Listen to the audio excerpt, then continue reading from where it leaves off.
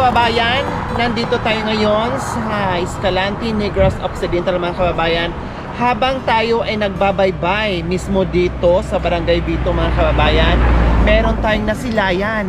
No, hindi ko sure mga kababayan, hindi ako sure mga kababayan kung ito ay bahay ng tao or tambayan or bahay ng isang kalapati. Pero mga kababayan, ako'y nagugulat. Curious ako mga kababayan, kaya huminto ang buong team at nandito tayong mga kababayan. Titingnan natin kung talagang tao ba ang nakatira dyan dahil nagulat ang buong team.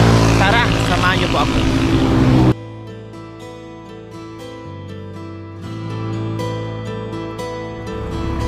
So ayan po mga kababayan, nakita nyo po isang kapirasong kubo na nasa itaas ng puno ng kahoy.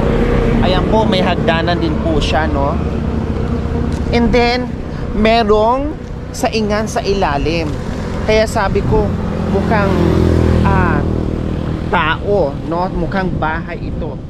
So tara po mga kababayan, samahan niyo po ako. Alamin natin ang laman ng kubong iyan.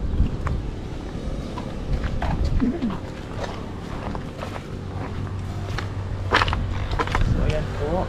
Hello! Tao po! Hi! Maayong buntag! Good morning!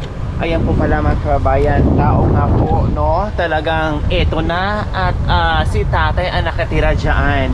So dito po dadaan, ito po yung hagdanan, ito po yung nagsilbing hagdanan ni tatay para makaakyat doon.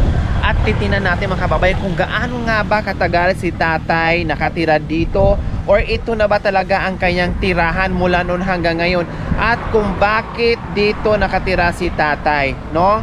Na meron namang pwede namang magtira dito sa lupa, no? At bakit ginusto ni tatay doon siya tumira sa itaas mismo ng puno ng kahoy. Tatay! Pwede ba musaka ako, tatay? Oh. So, ayan, titinan po natin mga kababayan kung gaano kahirap or gaano kalaki yung tulugan ni tatay doon sa itaas.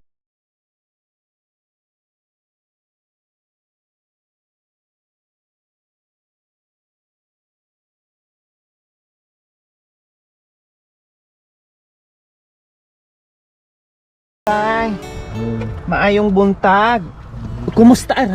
Kumusta ka dira, tay? Ha? Nganong gipili man gid mo diri tay na diri ka mutukod sa itaas sa kahoy nganong wala man dito sa dalom, sa ilalim? Nasira na. Nasira na dati kaya nilipat mo dito sa itaas. Kumusta dito ang buhay tay dito sa itaas sa puno ng kahoy? Okay lang. Kumusta po ang pagkain nyo? May maliit. May nagbibigay po sa inyo or nagtatrabaho po kayo? Trabaho, kusing. Meron po kayong trabaho. Kumusta po ang pamilya nyo, tatay? Pamilya, layo to. Pero meron po kayong asawa? Wala. Waay, wala din po kayong mga anak? Sinago. May ara. Ilan? Cebu. Nasa Cebu? O, Cebu. Layo sila. O, layo. Cebu sa bus. Oh, so di ba kayo nahirapan dyan, tatay, sa pwesto nyo na talagang hindi nga kayo makaupo dyan? Pag akyat nyo dito sa itaas, diretso na kayo higa. Paano pag bumagyo? Bagyo dito. Opo. Sa crossing. Paano pag umulan, hindi kayo nababasa dyan? Di ba? Meron yung common. Nakakatulog ba kayo dyan, tatay, ng maayos? Ay, So ayan po mga kababayan, no, hindi tayo pwedeng tumagal dito kasi ngawit na yung aking paa, no, aking mga paa. Ganito po ang kalagayan ni tatay. Anong pangalan nyo po, tatay? Rito. Lorito? Rito. Rito Negri. Negre. Si tatay Rito Negre ilang taon na? 52. 52. So dito po, ito po yung nagiging silbing tirahan or bahay ni tatay ni Rito Negre, 52 years old. Ayan po, nandito kami ngayon sa itaas ng puno ng kahoy. Ito po yung kanyang tulugan or tirahan o naging bahay, no? Akala ko nga kalapati, bahay ng kalapati or tambayan lang, pero talagang bahay ito ni Tatay ni Rito. So Tatay ni Rito, pwede ba tayong bumaba? Baba tayo? Pwede man. O sige, salamat po. Anong kinain natin ngayong umaga? Kanin at anong ulam nyo po? Wala? Kanon lang inyohang gikaon karong buntaga. Paano yung Tatay? Dito yung bahay nyo sa itaas, dito kayo nagsasaing. Ito, paano pag umulan, saan kayo magsaing? Dito. Ito yung nagiging abuhan nyo or lutuan nyo dito sa baba. Aakit na lang kayo doon pag natutulog na lang. Sabi nyo po kanina Tatay, meron kayong wala kayong anak pero meron kayong adopted. Ilan po ang adopted nyo po Tatay? Ilan po ang sinagop nyo? Duha. Pero wala dire, asa ron sila? Sa Cebu. Dugay na wala nakabisita ni mo din Dugay na pero gatabang sila sa imo.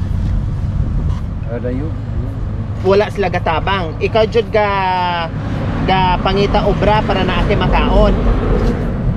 So ayan po mga kababayan, no, napakahirap ang sitwasyon ni Tatay. Sabi niya kanina, dito dati yung bahay niya. Nung nasira po mga kababayan, no, siguro may mga natira-tirang kahoy, no, at minabuti na lang siguro niya at naisipan niya may malaki namang puno ng mahogani mga kababayan at dito siya, no, gumawa ng barong-barong at pag akyat mo hindi ka na makatayo, hindi ka na makaupo, diretso ka na higa. At isang dangkal lang po siguro mga kababayan, isang dangkal lang pagitan. Pag nakahiga si Tatay, yun lang yung pinaka allowance niya, no, sa pinakabubong niya. Malamang mga kababayan, pag umulan ito, nababasa si Tatay dyan. Sabi nga niya kanina, pag may bagyo or malakas ang ulan, pumupunta siya doon sa cruising dahil siguro nababasa siya dyan or makisilong muna siya sa waiting shed, no. Napakahirap na sitwasyon ni Tatay ni Rito na talagang alam mo na walang kakayahan na magkaroon ng bahay dito sa lupa, no, at mas gustuhin na lang niyang ganito yung kanyang sitwasyon. Kaya ngayon mga kababayan, ako'y naantig dito sa sitwasyon ni Tatay na kahit papaano lumaban, no, nagtrabaho, lumaban sa buhay na salat sa buhay mga kababayan na talagang sobrang hirap ni Tatay ni Rito. Meron kang asawa Tay? Walang asawa si Tatay, meron lang siyang parang adopted child na dalawa pero wala dito na sa ibang lugar. So okay, sa umagang ito meron tayong surprise ni Tatay ni Rito. So ayan po mga kababayan, ipakita ko lang po. Ito po yung malaking puno ng mahogani. Diyan po nakatira si Tatay ni Rito. At dito po yung kanyang saingan. At dito na rin siya, siguro si Tatay naghuhugas ng pinggan, no, bababa. At dito na rin siya nagsasaing. So ayan po. Tatay, may mga kaanak kayo dito? May na kayo mga parinti diri sa lugar?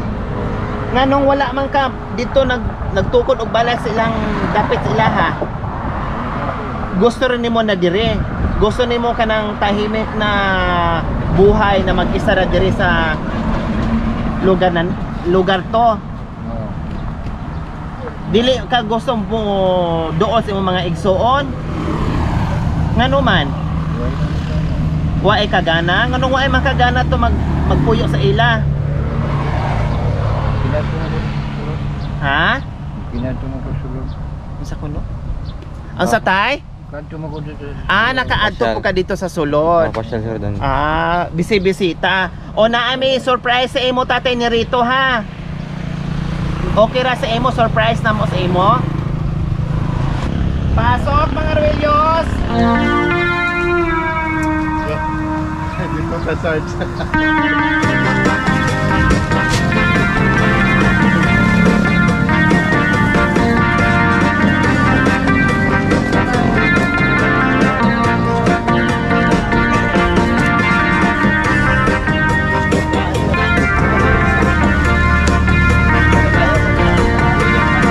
Smile si Tatay habang sinasaluhan.